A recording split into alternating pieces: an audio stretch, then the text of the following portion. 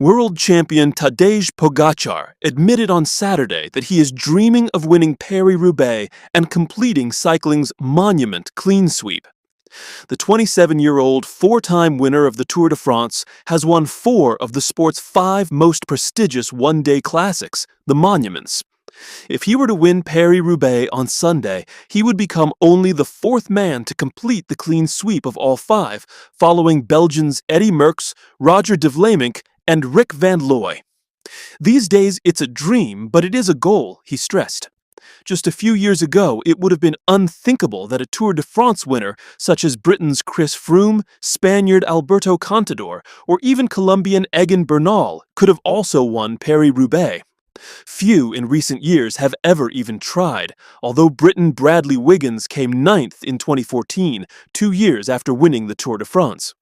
What makes Pogacar so special is that most people now assume it is only a matter of time before he wins it. "I had already quite some challenges, but tomorrow is another one, and we'll see how it goes," he said.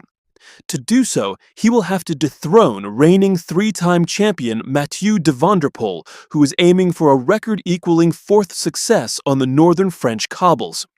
Impressive rivalry. Pogacar has already got the better of Van der Poel in the two monuments so far this season, winning Milan-San Remo last month and the Tour of Flanders last week. He has won the last 4 monuments and 7 of the last 11, with Van der Poel claiming the other 4. "It's a big match, but for tomorrow, I don't think it's only him," Pogacar said of his main rival for victory.